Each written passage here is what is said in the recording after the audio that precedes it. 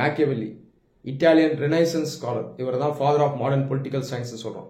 மேக்கியவெல்லிக்கு ஒரு மிகப்பெரிய சிறப்பம்சம் இருக்கு.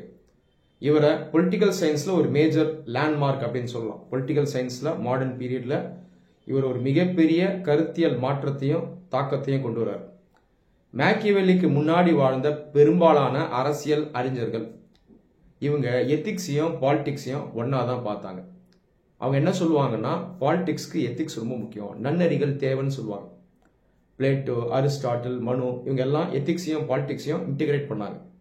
இவங்கெல்லாம் என்ன சொல்லுவாங்கன்னா, ஒரு நாட்டினுடைய அரசனோ அல்லது பொதுவாக ஆட்சியாளரோ எத்திக்கலா இருக்கணும், அவருக்கு பேராசை இருக்கக்கூடாது, அவருக்கு நாலேஜ் அறிவு இருக்கணும், வெர்ச்சுவஸ் சொல்லக்கூடிய பண்புகள் இருக்கணும், மக்களை ப்ரொடெக்ட் பண்ணணும், இது ஒரு டியூட்டி, இதெல்லாம் ஒரு ஆட்சியாளர் செய்யணும், அவர் எத்திக்கலா இருக்கணும் அப்படின்னு சொன்னாங்க. ஸோ இப்படிதான் பாலிடிக்ஸ் இவ்வளவு காலமா பார்க்கப்பட்டது. ஆனா மேக்கியவெல்லி தான் ஒரு மிகப்பெரிய திருப்பு முனையா இருக்கார். இவர் தான் பொலிட்டிக்கல் சயின்ஸ்ல முதல் முறையா எத்திக்ஸையும் பாலிடிக்ஸையும் செப்பரேட் பண்றார். நீங்க கேட்கலாம், இது தவறா இருக்கே, நெகட்டிவா இருக்கே அப்படின்னு கேட்கலாம். ஆனா இதற்கு பின்பு ஒரு மிகப்பெரிய லாஜிக் இருக்கு. என்னங்கிறத பார்ப்போம்.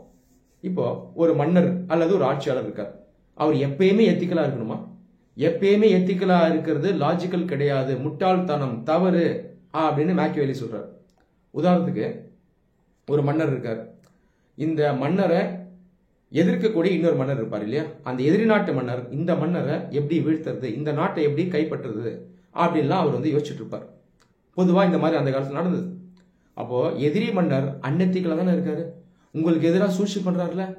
இந்த மாதிரி ஒரு நிலை இருக்கும்போது நீங்க எத்திக்கலா இருக்கக்கூடாது, தேவைப்படுற நேரத்தில் நீங்களும் அன்எத்திக்கலா இருக்கணும். அவருக்கு எதிராக நீங்க சூழ்ச்சி பண்ணணும், அவருக்கு எதிராக நீங்க வன்முறையை எடுக்கணும், அவர் எதிர்த்து நீங்க போரும் செய்யற மாதிரி இருக்கும். இதெல்லாம் செஞ்சாதான் உங்களுடைய மக்களை நீங்க காப்பாற்ற முடியும், உங்க நாட்டை நீங்க பாதுகாக்க முடியும். இதெல்லாம் செஞ்சாதான் தர்மம். இந்த தர்மத்துக்கு நீங்க எப்படி இருக்கணும், அன்எத்திக்கலாவும் இருக்கணும் அப்படின்னு மேக்கியவெல்லி சொல்றாரு. ஒரு ரீசெண்ட் எக்ஸாம்பிள் நம்ம எடுத்துப்போமே. பாகிஸ்தான் ரீசெண்டா இந்தியாவுக்கு எதிராக பயங்கரவாத தாக்குதல் நடத்தினாங்க இல்லையா? பஹல்காம்ல நடத்தினாங்க. இந்தியா நாம சும்மா இருந்தோமா? நாம பொதுவா எந்த நாட்டுக்கு எதிராகவும் வன்முறை யூஸ் பண்ண மாட்டோம், எத்திக்கலா தான் இருக்கும். ஆனா இந்த நேரத்துல பாகிஸ்தான் இந்தியாவை அட்டாக் பண்ணிட்டாங்க. நம்முடைய பாதுகாப்பு முக்கியம், மக்களை பாதுகாக்கணும். அப்ப இந்தியாவில் இருக்கக்கூடிய ஆட்சியாளர்கள் என்ன பண்ணாங்க, பாகிஸ்தானை திரும்ப அட்டாக் பண்ணாங்க. இந்த நேரத்தில் நான் எத்திக்கலா தான் இருப்பேன், ஒரு கண்ணத்தில் அரைஞ்சா இன்னொரு கண்ணத்தை காட்டுவேன்னு சொல்லக்கூடாது. You have to be unethical at times to protect your countries. அதை தாண்டி ஒரு ஆட்சியாளர் தேவைப்பட்டா பொய்களையும் பேசணும் அப்படின்னும் யார் சொல்றா, மேக்கியவெல்லி சொல்றார். பொய்களை பேசி மக்களை திருப்திப்படுத்தி ஒட்டுமொத்தமா மக்களையும் உங்க நாட்டையும் நீங்க பாதுகாக்கணும் அப்படின்னு மேக்கியவெல்லி சொல்றார். இதை தாண்டி மேக்கியவெல்லி செக்குலரிசம் கான்செப்டுக்கும் அந்த காலத்துல கான்ட்ரிபியூட் பண்ணார்.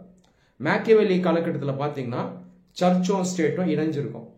இந்த சர்ச்சில் இருக்கக்கூடிய ஆட்சியாளருக்கு தான் ஸ்டேட்டையும் கண்ட்ரோல் பண்ணுவாங்க. ஆனால் இவர் என்ன சொல்றாருன்னா, ஸ்டேட் ரிலீஜன்ல இருந்து தனித்து இயங்கணும் அப்படின்னு சொல்றாரு. ரிலீஜன் தேவைதான், ரிலீஜன் மக்களுக்கு நன்னெறிகளை கொடுக்குது, ரிலீஜன் மக்களை நல்வழிப்படுத்திட்டோம். ஆனா ரிலீஜனை எது கீழே வரணும், ஸ்டேட் கீழே தான் வரணும், ஸ்டேட் தான் முதன்மையானது அப்படிங்கிறதையும் மேக்கியவெல்லி சொன்னார். இன்டர்நேஷனல் ரிலேஷன்ஸ் பொறுத்த வரைக்கும் மேக்கியவெல்லியினுடைய பார்வை ரியலிசம் அப்படின்ற கொள்கை மூலமா பார்க்கப்படுது. ரியலிசம் அப்படின்றது பிராக்டிக்கல் பாலிடிக்ஸ். இந்த இன்டர்நேஷனல் ரிலேஷன்ஸ்ல ரியலிசம்க்கு ஒரு மேஜர் கான்ட்ரிபியூட்டர் யாருன்னா மேக்கியவெல்லி. ரியலிசம் என்ன சொல்லுதுன்னா, நாடுகள் பிராக்டிக்கலா பாலிடிக்ஸ் பண்ணணும், ஒரு நாடு தன்னுடைய தேசிய நலன் தான் அதற்கு முக்கியம், இதற்காக அது பவரை யூஸ் பண்ணணும், தேவைப்பட்டா மற்ற நாடுகளோட போட்டி போடலாம், சண்டை போடலாம், எதிரியை கூட அழிக்கலாம் அப்படின்னு சொல்றதுதான் ரியலிசம். இப்போ இந்த ரியலிசம் பிலாசபிக்கு ஒரு காலத்தில் கான்ட்ரிபியூட் பண்ண ஒரு பிலாசபர் யார் அப்படின்னு கேட்டிங்கன்னா மேக்கியவெல்லி. இதனால தான் மேக்கியவெல்லியை father of modern political science அப்படின்னு சொல்றோம்.